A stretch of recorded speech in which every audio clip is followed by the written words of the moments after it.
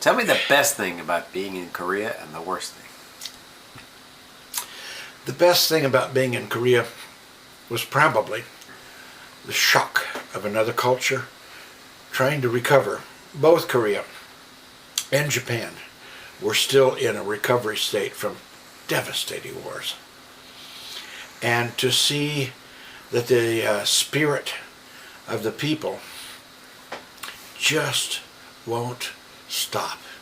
It's finding whatever way it can to let itself out from gardens, from beauty, from the past and the palaces that had once existed and whatnot.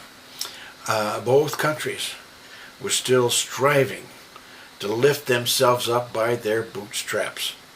Amazing testimonial to the people of both countries. Now, both countries didn't like each other at all because Japan had gone into Korea and done terrible, terrible things long before World War II. Enslaved the Korean people, looked down on the Korean people. And so these two countries hadn't got along, but because of the Korean War, because of the American Army, because, they had become relatively close. Today, both economies have been rebuilt in the most incredible way you can possibly imagine. The pictures of Seoul today, I can't believe. They are so fantastic.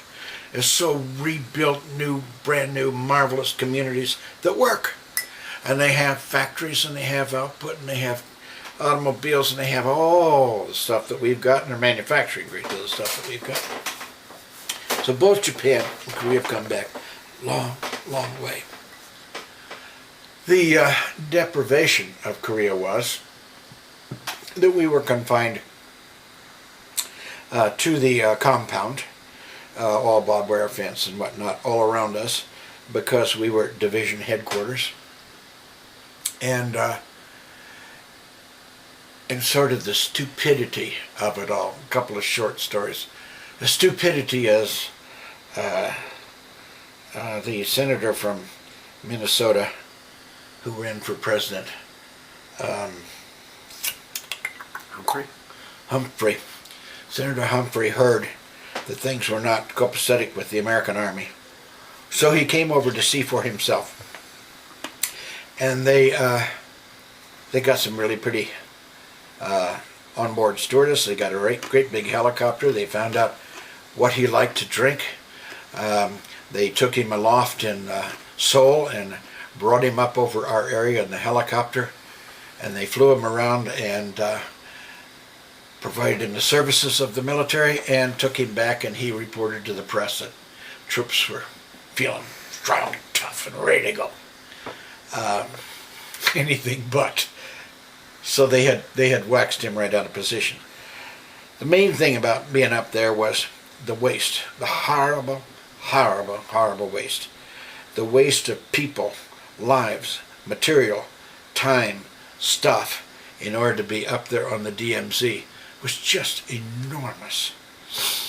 And so I felt that it was taking a year out of my life that was largely non-productive.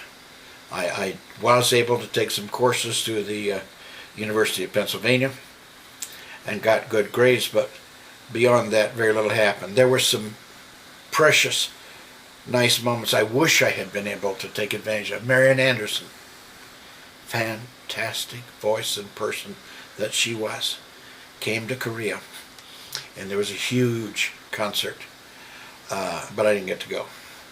Bob Hope came to Korea and put on one of his Christmas time shows, but I didn't get to go. And so the bad part was that you were a prisoner of the United States Army for that period of time, and any time you were given the impression that any time the 28-to-1 ratio of us to the other side, they had 28 to our 1, they could come across the line. Every now and again, they looked like they were going to come across the line, came roaring down there with their tanks. We went on George Alert. George Alert's maximum alert. And then they would stop. But one night, the general, a 2-star, got rip-roaring drunk. And as such, he went up there and he pulled the alert. And all the alarms go off all over the place. And we all have to fall out and take our positions for a George alert. And he, the general, had a honor guard. And they wore all the stupid things in the whole wide world. Think about this. They wore helmets that were chromed on top. They're real shiny helmets. What would you want a shiny helmet for? You know, it's going to show up like crazy. Well, they were the guys who were supposed to take over the perimeter of the compound when a George alert happened. So there was a 2.5 truck that they went out and got in.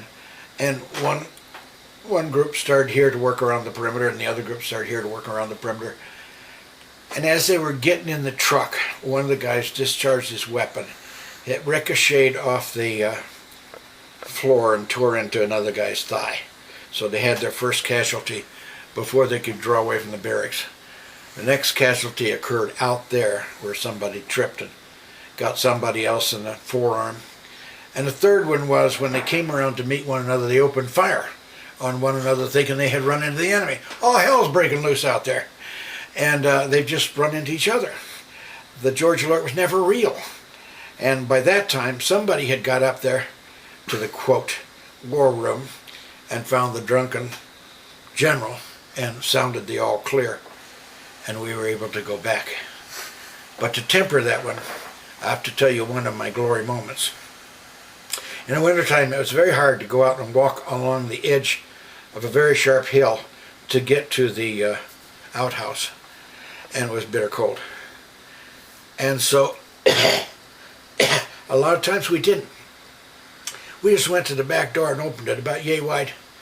And we peed out the door. And so this big, gigantic yellow icicle grew up near the back door, taller and taller. And this miffed the sergeant real badly. And he wanted it stopped.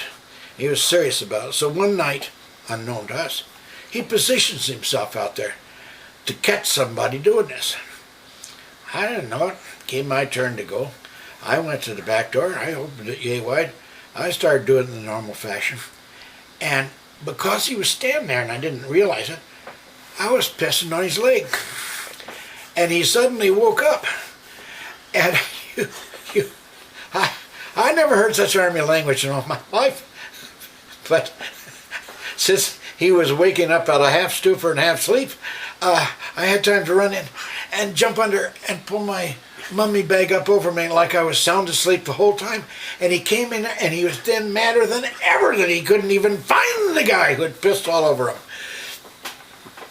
The icicle grew bigger.